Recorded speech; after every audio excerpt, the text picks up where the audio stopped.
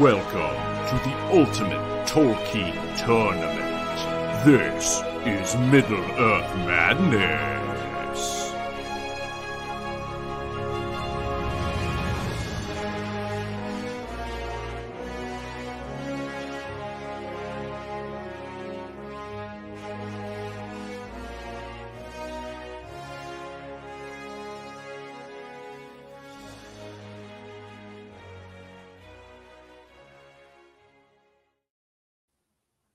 Yes, welcome back to the Chamber of Death for the final night of the third round of the Third Age Throwdown tournament. We are joined by one of our founders, Chucky, in the house. How you doing, Chucky? I am doing good. How are you? Good. And we are joined also by Patty Man. How you doing, fellas. Patty Man? Doing well. How's it going? Howdy, brother. Good, man. We are about. Can you believe it's the final night of the third round of the? I don't know. Of I the artist definitely previously can't. known as the Sweet 16. We're about to be down to our final 8. Wow. Yeah, Went nuts. fast. So with that, a quick recap, as we always do, of how we got here and where we're going. This will So- help me. I've been busy. Missed the past couple nights. Sorry, boys. But All good. Same. Real out life, here- real life has that irksome quality of actually getting in the way sometime yeah, I don't with our games. necessarily have a well, whatever. I don't have a regular job in terms of working with people out of the country, so that's interesting. But yeah, let's see here. Yeah, the timings are always kind of weird for meetings, but all right. So yeah, walk us through it. Walk us through what I missed. Yeah, so it's really the upset. It's relatively chalky in this region. Tonight we're focusing, of course, on the Gondor region. The one seed in this region was Durin's Bane. Keeping in mind, this is a challengers versus champions format. So back in our first round, if you missed that, we had the whole first round of this tournament was sort of a play-in round. So contest between two very evenly matched characters, right? But if they win that round, they get to go up against a champion, one of the heavy hitters from Middle-earth. Our one seed here being Durin's Bane. 2 seed was Elrond, 3 was Beorn, and 4 was Legolas. So Radagast cruised in a little bit of an upset, I guess you could say, against Legolas here.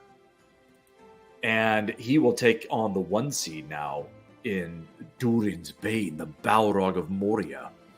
Very interesting. Yeah. In the bottom half, we had, again, a slight upset here. Theoden took out Grishnak and then lost pretty convincingly to Elrond. He got a couple hits in.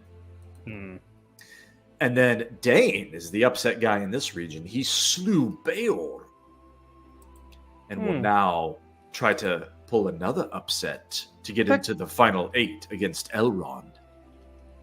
I must have missed that fight, but that kind of makes sense. Sorry. This one here? Yeah. Yeah. Dain against Beorn. I don't know. I've been saying I'm kind of biased toward that heavy armor. I didn't. It's funny because I didn't necessarily draft that many dwarves. Wait, is Dain? No, Hanti has Dain. I believe I had Thorin or one of the other ones. But Oh yeah. Anyhow, yeah, their armor is hard to beat. Yeah. In the Middle-earth strategy battle game, that's super valuable if you have a host of those guys. The Khazad Guard, they're totally. they take like an 8 dice roll to kill, and there's only a 6 on the. You're using D6, so you have to roll again and get a 3 or high. Anyways, yeah, their armor fell. Yes. Remember? I'm glad you brought that up. So he's referring to the miniatures tabletop game where what's the name? Games Workshop made a series of printable miniature Lord of the Rings minis. We all got in on those for a while. That was a lot of fun, like back in the day. And they're still around, right? They're still making them. Yeah. So that's awesome. But we were talking last night, Chuck. I think you missed it. But we are encouraging not only our viewers, but like I need to do a better job hosting, like urging people to sort of not picture these characters, how we have them drawn in the logos or whatever. I mean, it's a head start. It's a little, all that is just like a 1 foot out of the door, so to speak, right? But what we really want people doing, and really the point of this project, is to reimagine the characters doing combat how you want them to, how you picture them doing that. And it should be a lot like a tabletop game. Now, Lord of the Rings minis, again, you had painted miniatures, you had part of the work visually being done for you, represented, but like in other tabletop games like D&D being the most popular one, you really everything happens inside your imagination. And so at the risk of sounding slightly tacky, like that's what we're trying to bring back, is that whole imagination thing here. So yeah, dude, during each of these fights, picture the characters how you, the viewer, want to picture them, and we'll sort of narrate the action, but not really the images for you. And just want to put a little bit more of a spotlight on that. I think it's a cool exercise. Yeah. So with that, speaking of fantasy and fantasy-related things, let's take a quick look at where we stand in our Fantasy League. And again, this is one of the cool products we've got in the pipeline for everyone that we're really eager to roll out. Now, we need a lot more dev hours going into it. It's not nearly finished. It's barely begun, in fact. So it'll be a while. Sorry about that. But we can't help teasing it on these shows because we're already doing a proof of concept. And the concept is sweet because everyone on our panel, besides me, I'm playing Switzerland over here and just officiating. But everyone else on our panel, all our founders, they've got skin in the game with these fights. And what that means is we all drafted fantasy rosters of Tolkien characters. And you get points if your character wins the fight, right? And you get upset bonuses, as you can see in this little table here, if your character pulls an upset. And that's worth the seed differential times the round number. So we'll be touching on that throughout the evening, throughout our fights. But going in, looks like Chucky obviously is in the lead with 197. Sizable lead over Haunty, who's got Dain left. Chucky's still got three characters, is it? Yeah. So two of them are going head-to-head tonight. So the bad news is one of them will die. The good news is you're guaranteed points because one of them will win when Radagast squares off against Durin's Bane. But either way, you'll still have Farmer Maggot, who apparently does nothing but win and pull upsets. So yeah, right. So Haunty's in second with only Dain left? He is in... Hold on, sorry. Daddle's at the bottom. Yeah, Haunty's in second with only Dain left. Okay. And he's about, what is that? About 50 points behind you. And then Daddle's only 1 point behind Haunty with Galadriel left. Interesting. But, dude, don't overlook Josh and Campy, each with two high seeds each left, right? Josh has got a 1 and a 3, one of which will fight tonight, Elrond. So he could be down to 1 if Dain pulls the upset. And then Campy's got 3, dude. Oh, I'm sorry. No, Boromir. I forgot to shade him the proper color. Boromir is slain. So he's got Gandalf and Smaug. Still 2 heavy hitters there. And with 120 points. Campy's not out of it. I keep our eyes open for him, too. Yeah. And then, sorry, who'd I miss? Patty Man. You're not dead yet, for you have Saruman still in the field with 50 points. Hey. Woo! Woohoo! Shoot the fireballs. Exactly. So obviously, well, maybe not obviously, I should say, to win the whole tournament, I think it's fair to say that Saruman has to at least make the very final fight, if not win it. Since none of your other guys did you early favors here. I think that's what you need. I think you need Saruman to go the distance for you. So you're telling me there's a chance? I don't know how many points are still on the table, but I don't think it'll be enough. Exactly. Yep. It'll. I mean, look, I'm not an ace with the maths. I haven't done the math on it, but you got a chance. You're not mathematically eliminated yet. You might need some help. I got a couple of rough fights ahead of me. Indeed. So yeah, everyone watching, drop us a comment. Let us know who you like in these fights and sort of how you're imagining things going down. We'd love to hear sort of a different spin on everything besides, how we picture it over here in the Chamber of Death.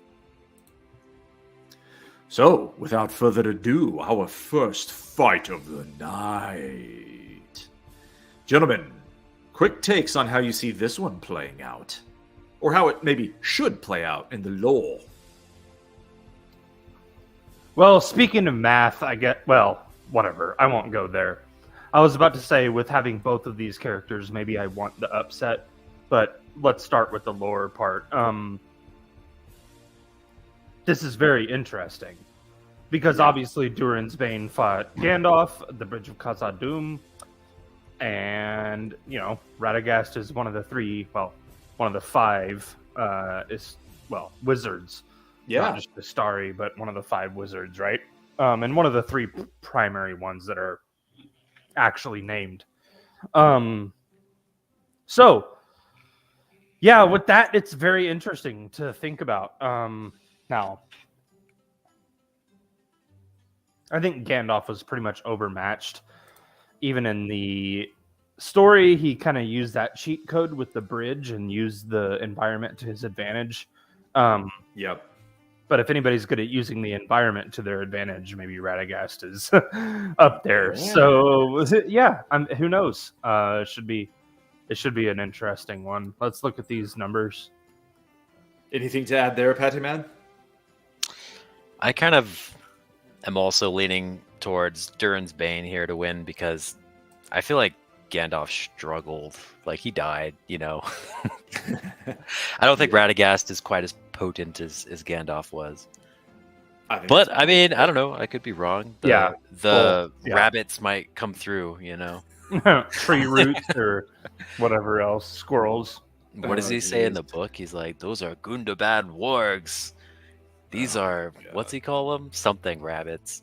Oh, yeah, right. Yeah. They did him dirty in that movie. I liked those movies. Well, I liked the first 2 movies. The third was okay, but it just did Radagast dirty. I didn't like it. Wasn't a fan. But then again, we don't have a ton to go on with a guy like Radagast. That's part of the fun, right? Is he just kind of Gandalf light? Well, I don't know. It's open to all sorts of differing viewpoints. Here's what we do know, like compared to Gandalf, all right, because he's the one most familiar. Or you compare him to Saruman too, if you want. But Gandalf, his main advantage, I think, is he has a bloody elven blade, of note, Glamdring. Is wielded by Turgon. It's a Gondolin forge, no Dorin blade. It's fell. It's a huge advantage. That's an advantage, I think, over Saruman and Radagast, an obvious one, right? In melee, Saruman and Radagast, it's just, how could you not take a step back from a guy who's wielding a blade like that? Neither of these guys, neither of the other 2 Istari, not counting the green and blue guys that went into the east and we know nothing about. They didn't have blades, right? Gandalf also had an elven ring, but that's not the version of Gandalf we're playing with in this tournament. We're talking about Gandalf the Grey here. So, yeah, but still, you bring up a good point with Glamdring. I guess you could, whatever. I from what I remember, Sharky had like a knife. He did. So he kind of had a blade, but hey, not like it was elvish made or anything like that. So yeah, you're right. Yeah, so as you can see in the readouts here, I'll just zoom in real fast. Radagast is going to prefer ranged fighting here, obviously, because his melee attack sucks. sucks is maybe a strong word, but it's not that potent. Look, he's got 78 striking. He's got 72 ferocity. He's got 92 magic. Now, that would enhance his melee, okay, in the damage phase. So it's not nothing. I would say he's a little better than average in melee. And that's just the strength of being a freaking Maiar, you know? Even though he doesn't have a blade, he's still okay in melee, okay?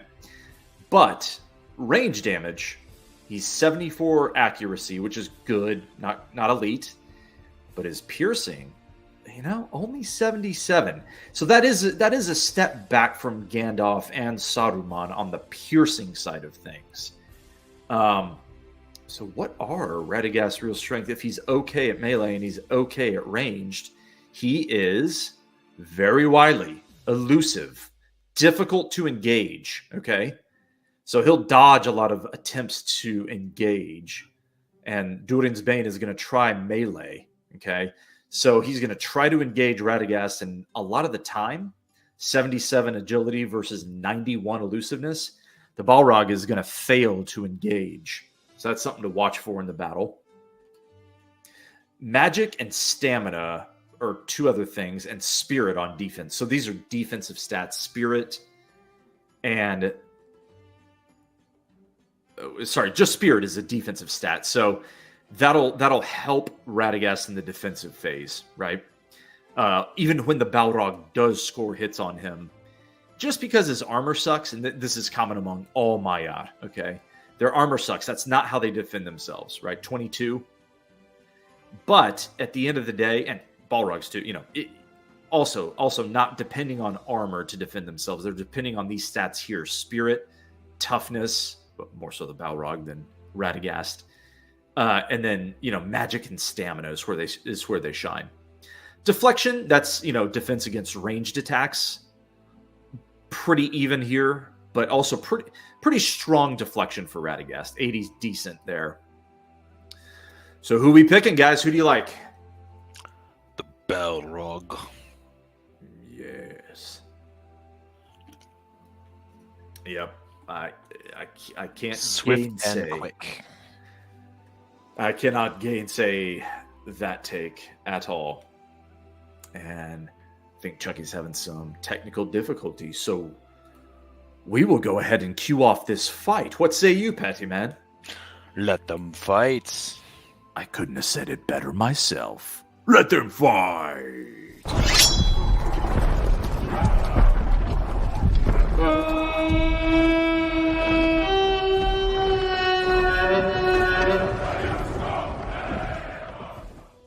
In our first fight of the night, we have the Balrog against Radagast the Brown. Let us fight. First attack to Radagast. He engages with Yavanna's Gale, casting the spell but misses. The Balrog counters and can't engage. Radagast engages, can't hit. The Balrog can't engage. Already we're seeing that theme. Radagast's elusiveness will prove very key if he pulls this upset. He is a very difficult guy to engage. Now, can Radagast engage the Balrog? Engages, hits! Fails to do any damage with his spell. The Balrog counters. Engages, finally, but fails to hit with his burning blade. Radagast attacks. Engages, but can't hit. The Balrog attacks, cannot engage. Might be a long one. Might be a long one until a death stroke perhaps emerges. But Radagast's turn. What does he do? He engages, can't hit. Balrog, hit! A wound! Tink! Minimal.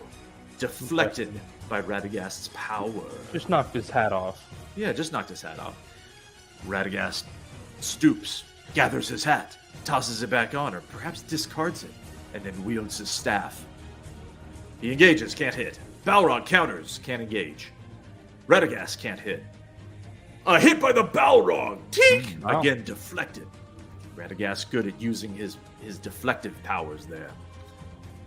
An engagement by Radagast, no wounds. And they're dancing.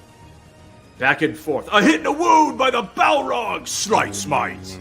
And the Balrog, through 19 rounds, has a significant advantage. Can Radagast do any damage? A hit! A wound! Wow. Heavily hewn! Wow. A Christmas. spell gets What is through, this? heavily damaging the Balrog of Moria. Now Durin's Bane. Is he done playing with his food? Or is he in grave peril? Let us see. Oh. Let the referee regain his controls and then we shall see. Yes. Okay, an attack by the Balrog. No damage. Radagast counters. He hits! No damage. Jeez. The Balrog cannot engage. The wily wizard. Radagast counters. Can't hit. Balrog. Back and forth they go through 25 rounds. They're dancing. Back and forth. Another hit by Radagast fails to penetrate. Wow, Balrog attacks and cannot engage. just So too how many hungry. times has that happened as forecasted? A hit and a wound by the wizard. Tink! Ooh. And ladies and gentlemen, we have an upset alert. Radagast has the Balrog of Moria down to 17 health points. But, as you know if you've watched us before, you are never out of the fight.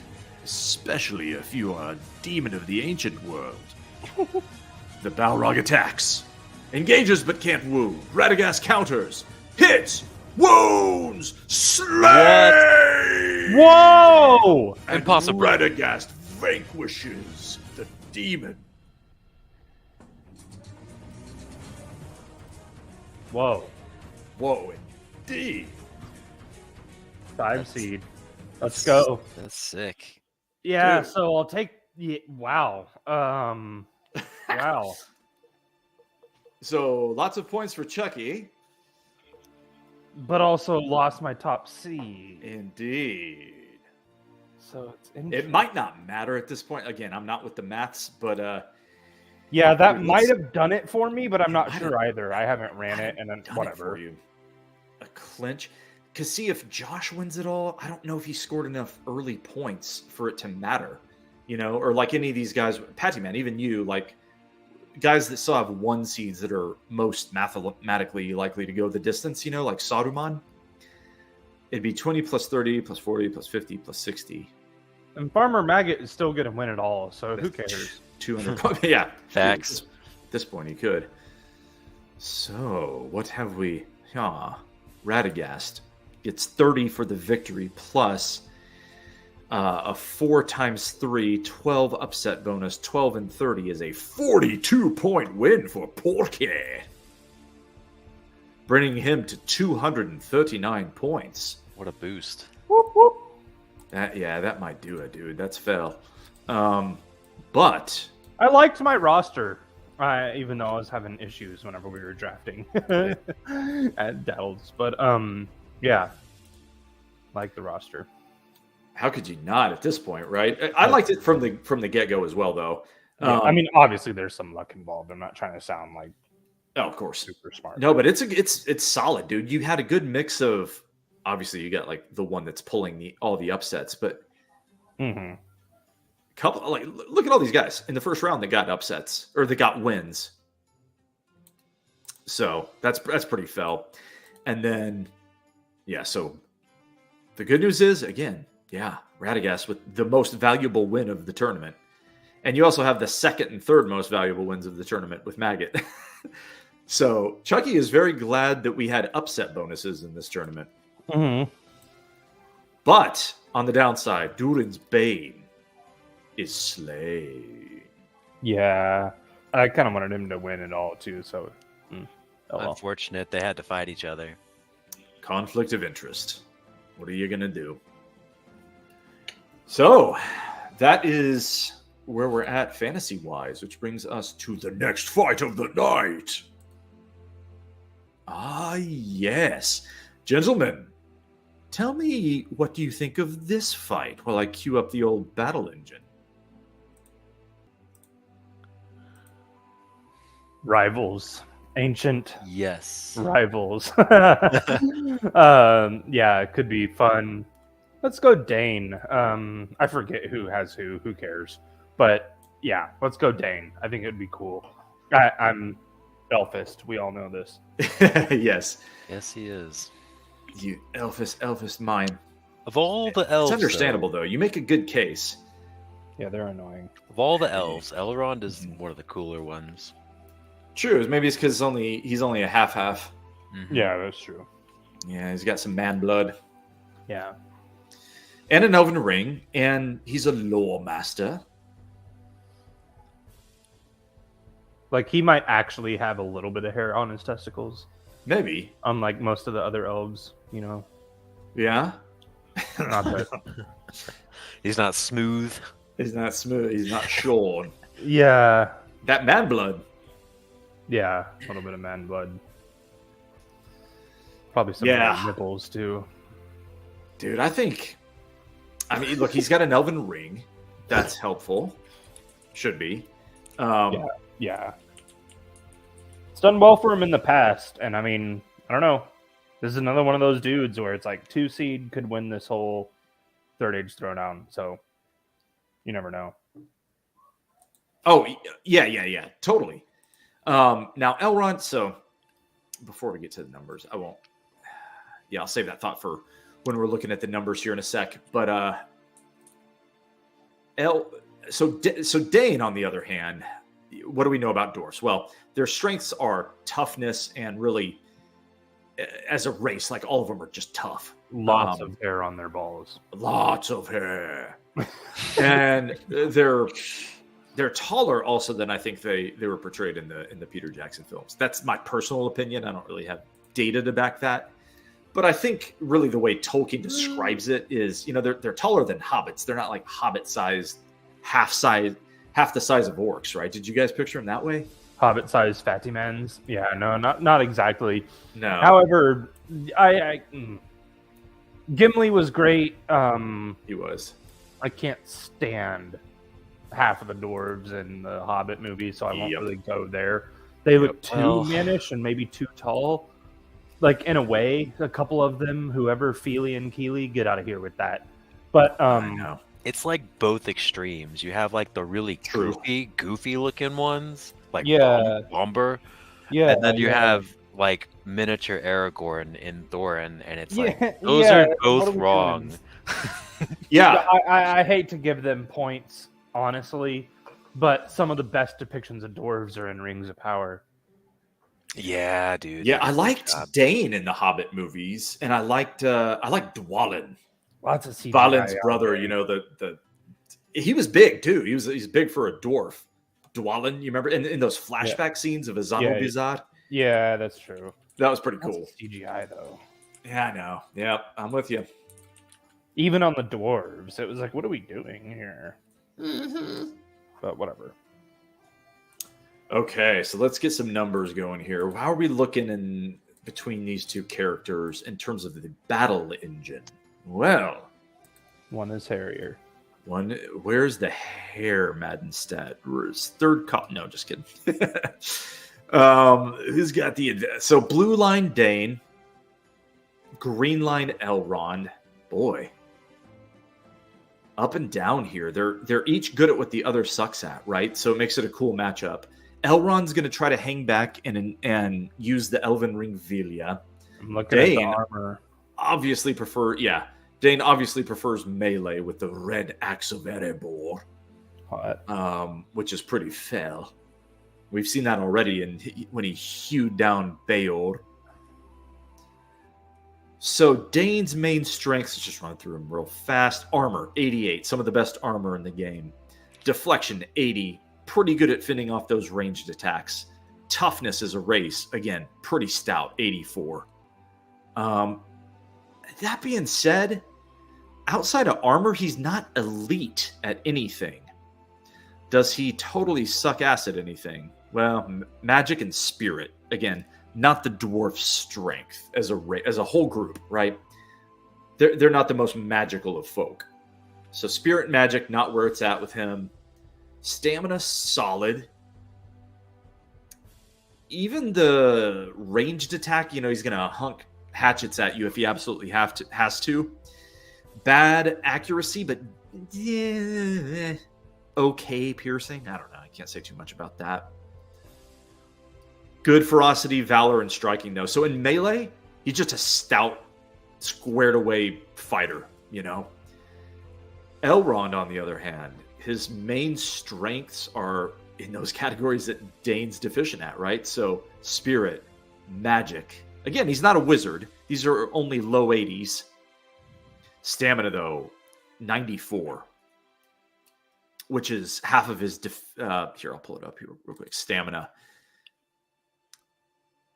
So it's a third. I said half before. It's a third of the ultimate damage that he can do when he does score a wound. And but again, that's going to be minimized because that's a melee feature. If Elrond hangs back and uses his Elven Ring, arguably he doesn't take advantage of some of his top strengths, his stamina, his striking, and his valor, sort of minimized by using this ranged attack. So what it'll come down to is, so when he does use the ring, 78 accuracy. So he'll hit a decent amount of the time. Again, that's not elite accuracy. And piercing only 78 too. I say only.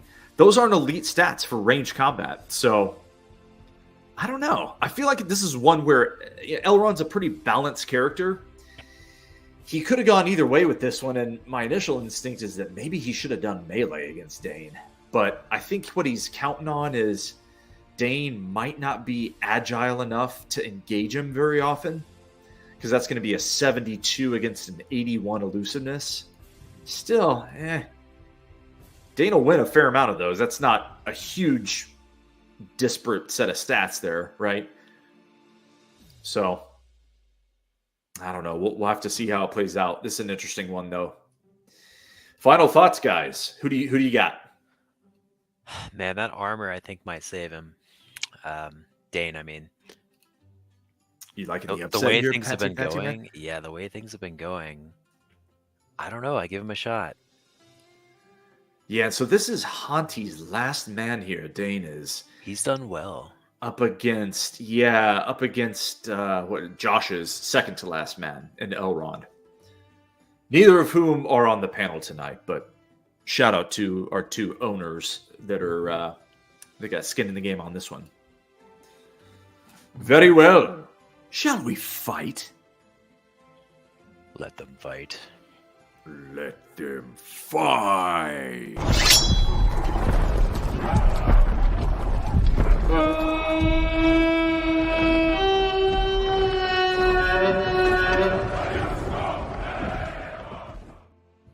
In the second fight of the night, we have Elrond, half-elven, against Dain the Second, Ironfoot of the Iron Hills. Let us fight! First attack to Elrond with the Elven Ring Vilya. He misses. Dain counters. Misses. Elrond hits. Take off the armor. Dain counters. Can't engage. Elrond comes after him. Misses. Dain counters. Hits! But does no damage. He was forced to use a hatchet toss there. His less favorable weapon. Does no damage.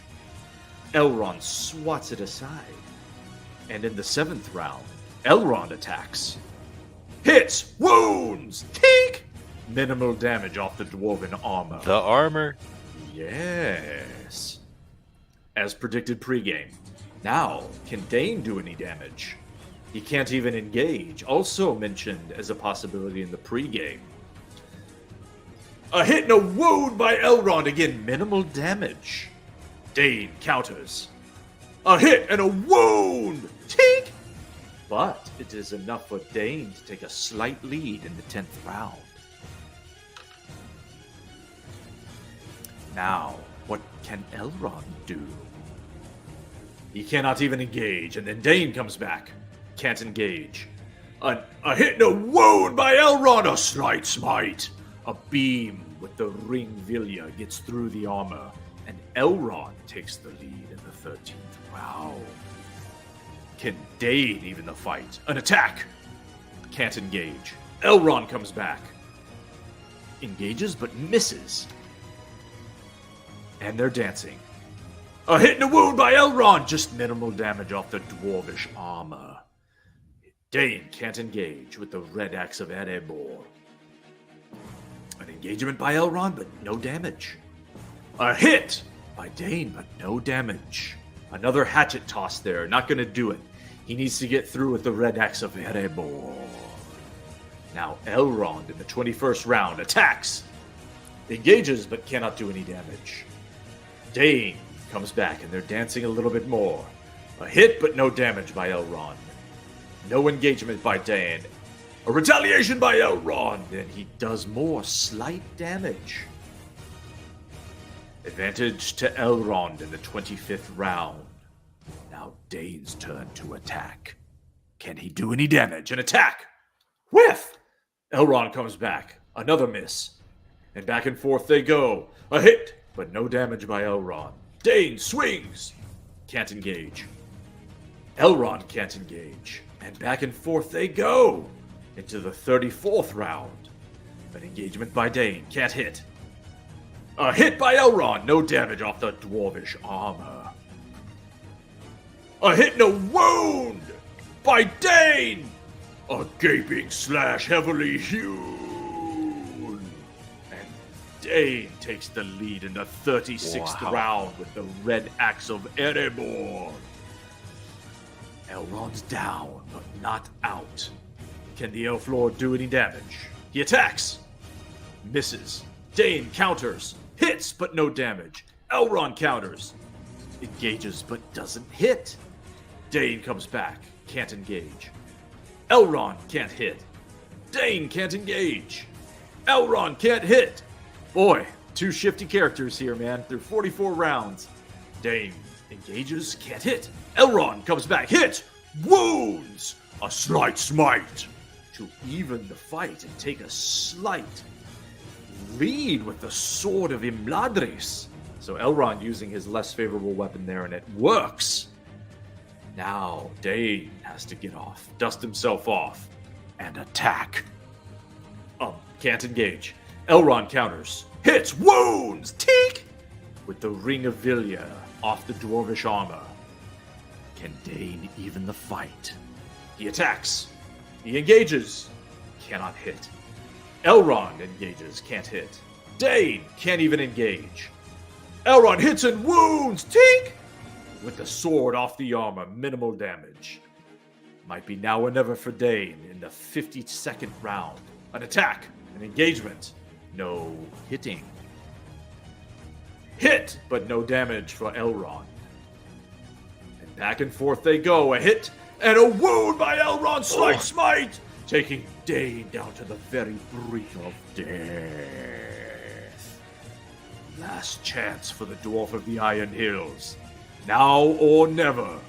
He gets up. He attacks. Whiff! Elrond counters, hits, wounds, slain. And Elrond vanquishes the dwarf. What a back and forth. Good timing with the music there. So there we have it. And Dain, much to Hanti's chagrin, is out. And I think that eliminates Hanti from the tournament. I think he would have fell a lot faster if it wasn't for that armor. He took so many wounds. Yeah, totally. The armor kept him in it. He had a chance, kind of as we expected, to be honest with you, right? Like we kind of said in the pregame, he should be able to hold his own, and he definitely did.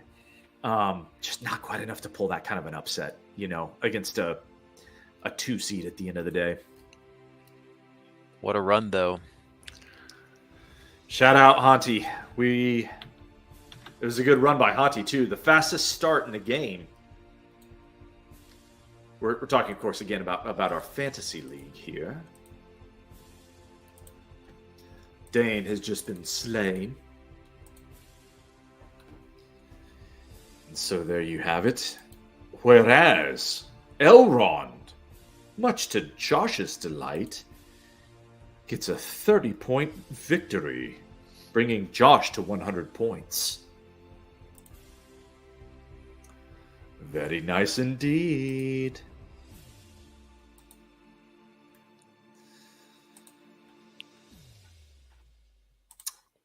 So, let us see where we're at in the bracket, shall we, Patty Man?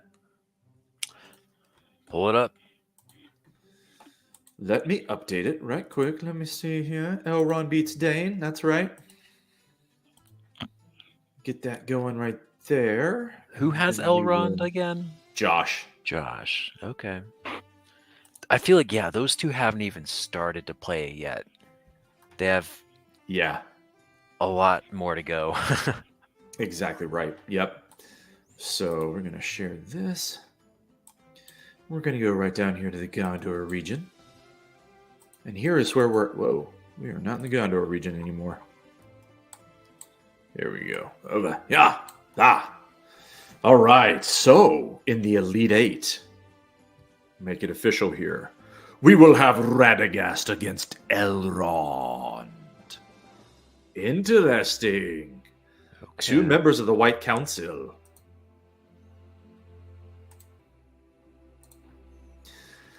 So, what are your initial thoughts on that one? Way too early, Patty Man. I think Radagast is overperforming, and I think he's just gonna keep performing really well. Yeah. You like the streak to continue? Yeah, he's done so well. He has. Yep.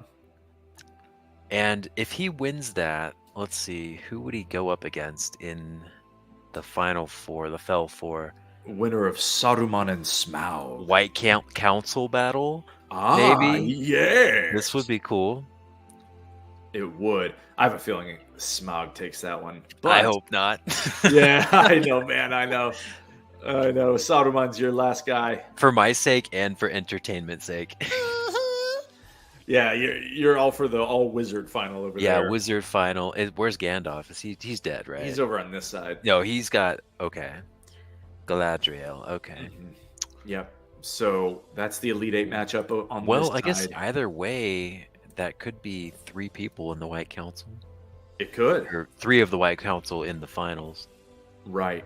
Then you got a weird region down here, Sauron against Yeah. Maggot. I'm all for Maggot at this point. Yeah, totally, man. Let him into the Fell Four. A 10 seed? Again, a little bit of an underseeded, if we're being totally honest. Like, a little bit of an underseeded 10 seed. We just didn't realize how fell his 3 woofers are. Those hounds are fell. So his ranged attack is Grip, Fang, and Wolf, who you might recall from the Fellowship of the Ring book, right? He can sick his dogs on you, and that is a nasty attack. Yeah, they were pretty sweet puppers. Oh, Manticutioner. Boo! Boo! Yeah, unable to join the stream, but I'm finito. Oh, sorry, Hanti. Dude, it was such a good start, and then it all started going south. Hanti's referring to, the Manticutioner is referring to Hanti's loss of Dain and his elimination from our fantasy league. Yep, that's what I want. And a Farmer Maggot Final That's Four. that's my prediction. That's what Patty Man wants. Yep. So, dude, I mean, it's going to be interesting regardless here, coming down the stretch. Good stuff, man. Well, yeah, guys, everyone watching, drop us more comments like the ones we just showed. I mean, because if they're appropriate, we'll put them on screen, and if they're inappropriate, then we'll definitely put them on screen. It's becoming a theme. All right.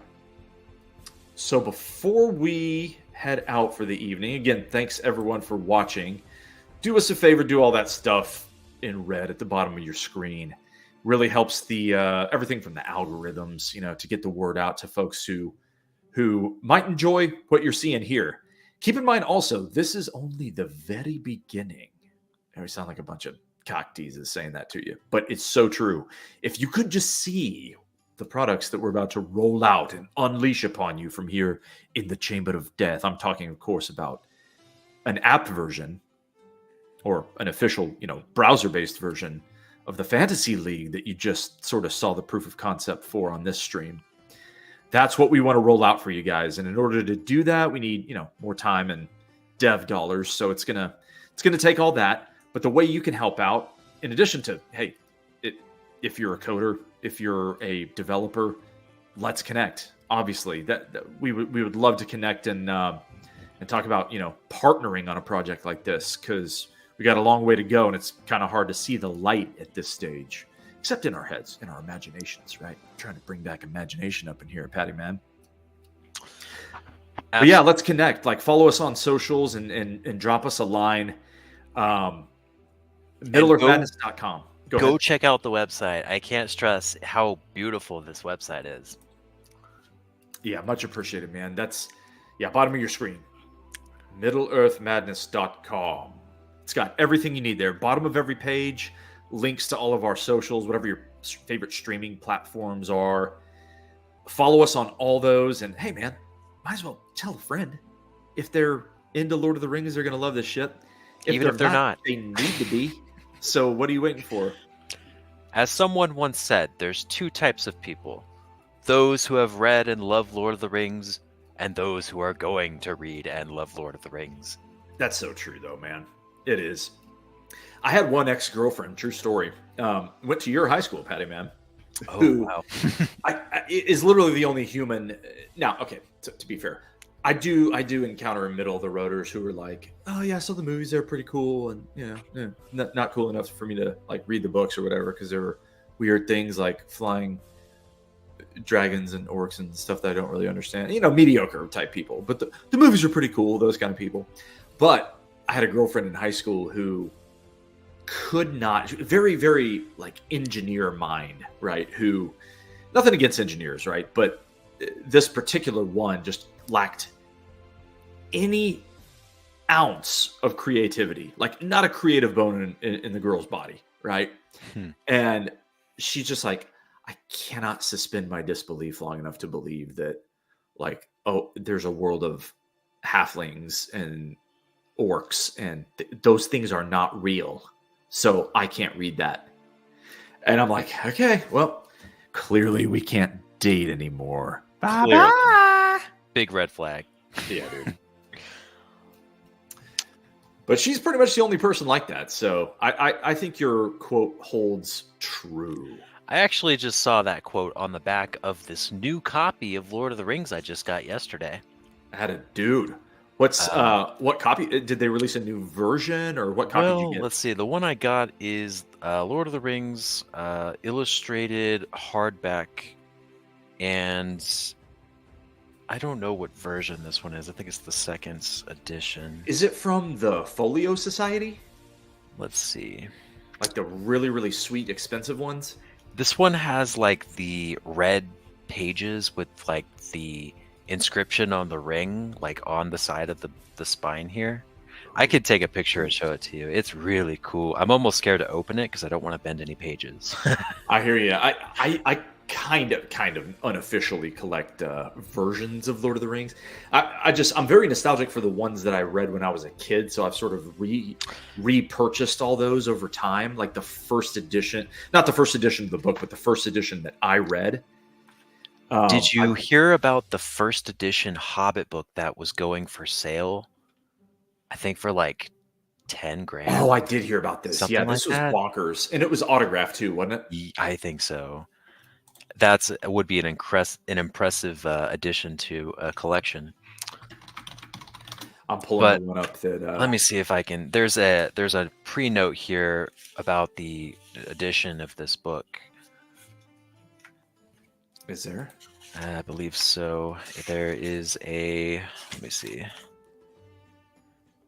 This is the illustrated edition 2021. The edition is based on the reset edition, first published in 2020.